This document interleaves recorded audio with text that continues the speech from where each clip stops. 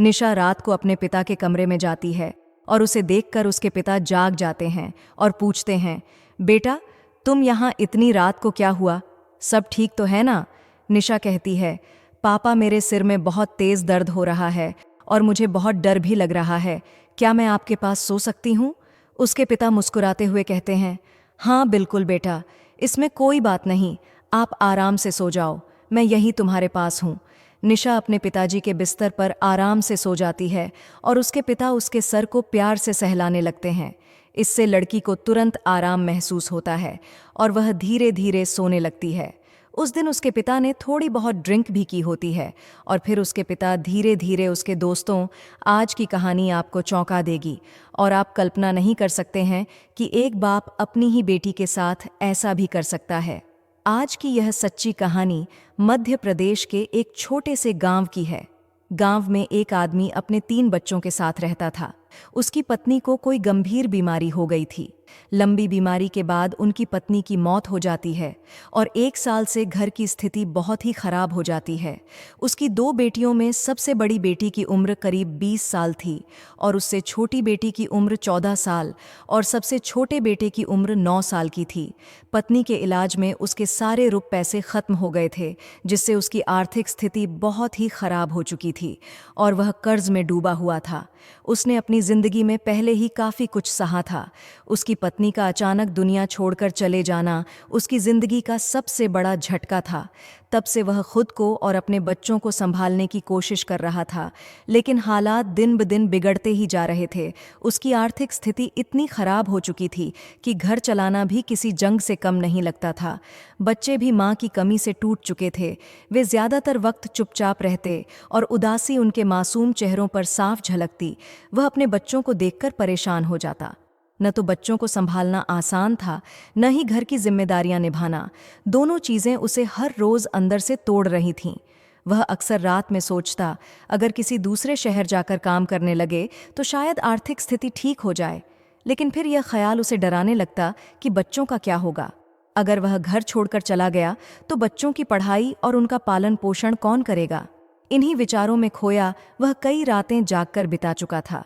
उसे हर तरफ से बंद रास्ते नजर आ रहे थे। एक दिन उसके मन में अचानक एक ख्याल आया, अगर मैं दूसरी शादी कर लूं तो शायद मेरी समस्या हल हो जाए। उसने सोचा, नई पत्नी घर और बच्चों की जिम्मेदारी संभाल लेगी और वह बाहर जाकर पैसे कमा सकेगा। इस विचार ने उसे राहत की सांस दी। उसने यह विचार अपने परिवार और कुछ करीबी रिश्तेदारों के साथ साझा किया। सबने कहा कि दूसरी शादी उसकी समस्याओं को काफी हद तक कम कर सकती है, लेकिन यह निर्णय लेने से पहले उसे बच्चों से जरूर बात करनी चाहिए। अपने रिश्तेदारों की सलाह मानते हुए उसने एक दिन अपनी बड़ी बेटी निशा से बात करने का फैसला किया। वह निशा को पास बुलाकर बोला, बेटा मैं तुमसे कुछ जरूरी बात करना चाहता हूँ। तुम्हारी माँ के जाने के बाद से तुम्हारी हालत देखकर मेरा दिल टूट जाता है। मैं सोच रहा हूँ कि दूसरी शादी कर लूँ। इससे घर का कामकाज और तुम्हारी देखभाल सही से हो सकेगी। मैं बाहर जाकर पैसे कमाने लगूंगा और तुम्हारी पढ़ाई लिखाई भी अच्छे से हो सकेगी। पिता की बात सुनकर निशा के चेहरे पर कोई भाव नहीं आया। वह एकदम खामोश हो गई, जैसे उसकी जुबान को किसी ने बंद कर दिया हो। उसकी चुप्पी ने पिता को बेचैन कर दिया। उसने उसे समझाने की कोशिश की, देखो बेटा, मैं यह सब तुम्हारे और तुम्हारे भाई बहन के लिए ही कर रहा हूँ।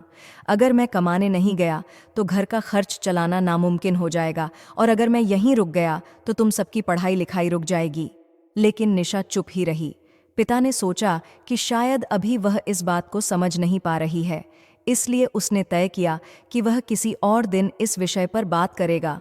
वह वहां से चला गया, लेकिन निशा रात भर सो नहीं सकी। उसके मन में हजारों सवाल उठ रहे थे। वह सोचने लगी, अगर पापा दूसरी शादी कर लेते हैं तो हमारी जिंदगी कैसी होगी? सौतेली माँ का नाम सुनते ही मेरे रोंगटे खड़े हो जाते हैं। मैंने हमेशा से सुना है कि सौतेली माँ कभी अच्छी नहीं होती। मैंने खुद देखा है कि सौतेली माँ बच्चों के साथ कितना बुरा व्यवहार करती है। पापा अभी हमसे बहुत प्यार करते हैं, लेकिन अगर वे दूसरी शादी कर लेंगे तो सब बदल जाएगा। वे भी सौतेली माँ का ही साथ देंगे और हमारी तकलीफों को नज़रअंदाज करेंगे। इन्हीं ख्यालों में खोई निशा ने पूरी रात जागकर बिता दी। अगले दिन जब वह कॉलेज गई तो रास्ते में उसे उसकी सहेली मोनिका मिल गई।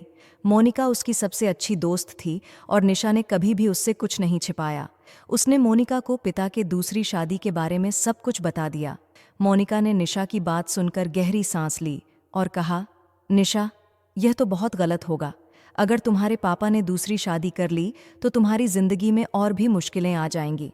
तुमने सुना ही होगा कि सौतेली माँ कैसी होती हैं। मुझे तो लगता है कि तुम्हारे पापा ये शादी तुम लोगों के लिए नहीं बल्कि अपने लिए कर रहे हैं। उन्हें बस एक ऐसा साथी चाहिए जो उनकी ज़रूरतें पूरी कर सके। सच कहूँ तो यह सब तुम्हारे भले के लिए नहीं है। मोनिका की बातें सुनकर निशा अंदर तक हिल गई। उसे समझ नहीं आ रहा था कि वह क्या करे।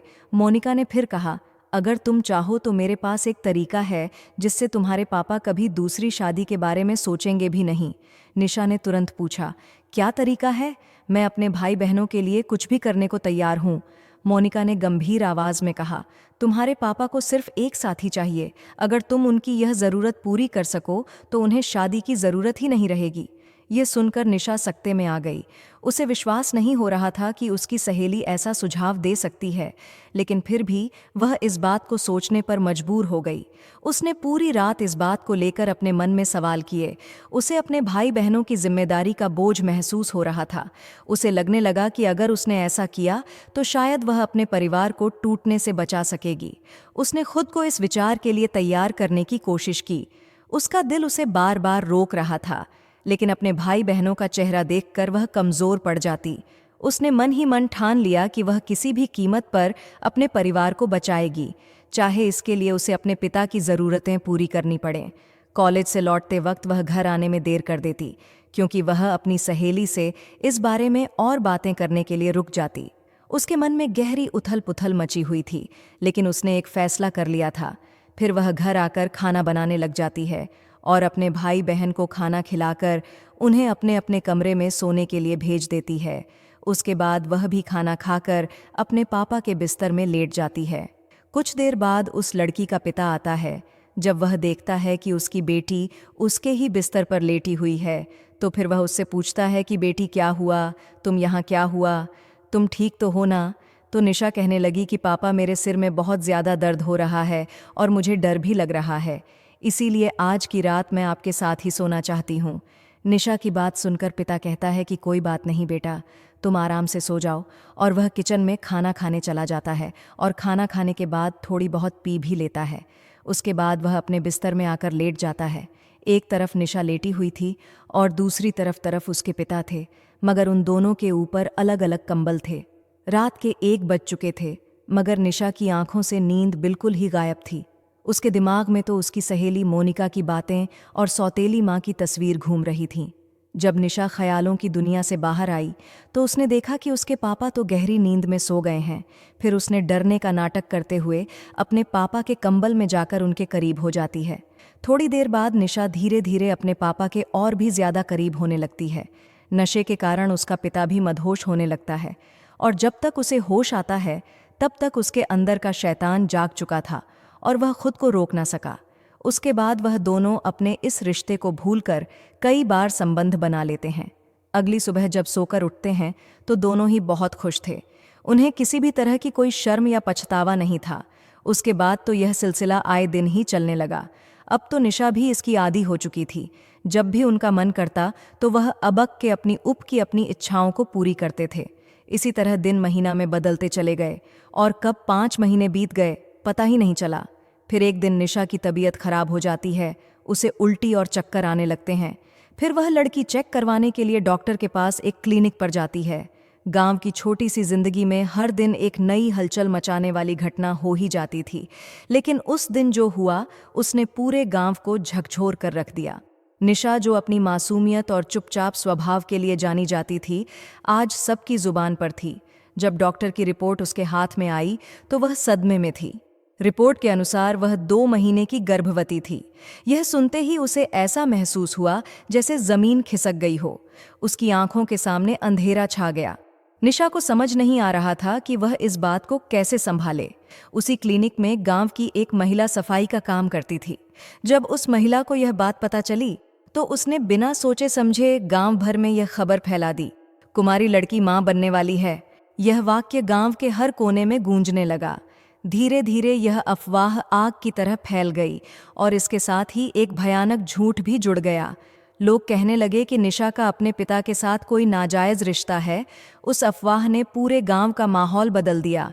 लोग चटकारे लेकर बात करने लगे और हर कोई अपनी राय जोड़ने लगा। इस बीच निशा की सबसे करीबी सहेली मोनिका उसके घर आई। मोनिका ने निशा से कहा, तुम्हारे बारे में सबको पता चल गया है, अब गांव में कोई भी तुम्हें इज्जत की नज़र से नहीं देखेगा। यह सुनकर निशा का दिल बैठ गया। वह अंदर ही अंदर टूटने लगी। उसे समझ नहीं आ रहा था कि अब क्या करे। उसका दिल जोर जोर से धड़क रहा था। उसे यह डर खाए जा रहा था कि अब उसके पिता की भी गांव में कोई इज्जत नहीं बचेगी। वह सोचने लगी कि अब वह कभी भी सर उठाकर जी नहीं पाएगी। इन्हीं ख्यालों में डूबी निशा ने खुद को घर के कामों में व्यस्त रखने की कोशिश की। शाम को जब वह बाजार कुछ सामान लेने गई तो रास्ते में कुछ लड़कों ने उसे घेर लिया। उन्होंने उसे अश्लील बातें कहनी शुरू कर दीं और उसका मजाक उड़ाने लगे। निशा ने अपनी आंखों में आंसू भरे और किसी तरह सामान लेकर घर लौट आई। उस दिन उसे लगा जैसे पूरी दुनिया उसके खिलाफ हो गई है। रात में उसने खाना बनाया और अपने भाई बहनों और पिता को खिला दिया, लेकिन उसके मन का तूफान शांत नहीं हो रहा था। हर तरफ से उसे सिर्फ ताने, अपमान और शर्मिंदगी का सामना करना पड़ रहा था। उसके दिमाग में एक ही बात बार बार घूम रही थी, यह सब खत्म करना होगा। आधी रात को जब सब सो रहे थे, निशा चुपचाप उठी। उसने एक रस्सी उठाई और जंगल की ओर चल पड़ी। उसकी आंखों में आंसू थे और दिल में भारी बोझ। उसने जंगल में एक पेड़ के नीचे खड़े होकर खुद से कहा, इससे बेहतर तो यही है कि मैं सब खत्म कर दूं। और फिर उसने रस्सी को पेड़ की एक शाखा से बांधा और सब खत्म कर दिया। सुबह के समय गांव का एक व्यक्ति जंगल की ओर गया। वहां उसने जो मंजर देखा उससे उसके होश उड़ गए। निशा का निर्जीव शरीर पेड़ से लटका हुआ था। वह कांपते हुए गांव वापस लौटा और सबको यह खबर दी। यह खबर सुनकर गांव में कोहराम मच गया। निशा के पिता और बाकी गांव वाले तुरंत जंगल पहुंचे। किसी ने पुलिस को भी सूचना दी। थोड़ी देर में पुलिस वहां आ गई। उन्होंने निशा के शरीर को नीचे उतारा और पोस्टमार्टम के लिए भेज दिया। जैसे ही पुलिस ने मामले की जांच शुरू की, गांव वालों ने अपनी अपनी कहानियां बनानी शुरू कर दीं। कुछ ने कहा कि निशा गर्भवती थी और यह बदनामी सहन नहीं कर पाई। लेकिन सबसे घिनौनी बात यह थी कि एक आदमी ने पुलिस को बताया कि निशा के गर्भ में जो बच्चा था वह उसके पिता का था। यह बात सुनकर पुलिस भी हैरान रह गई। गांव के लोग तरह तरह की बातें कर रहे थे।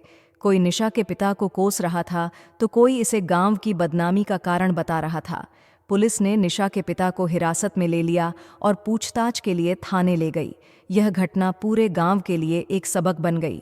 निशा की मौत ने उन अफवाहों की ताकत को उजागर कर दिया जो किसी की जिंदगी को नर्क बना सकती है।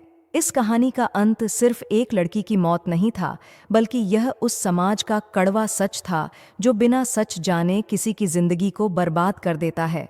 निशा के जीवन का यह दर्दनाक अंत यह सिखाता है कि हम सभी को संवेदनशील और समझदार होने की ज़रूरत है। अफवाहों और झूठ से किसी की जिंदगी पर क्या असर हो सकता है, यह हमें कभी नहीं भूलना चाहिए।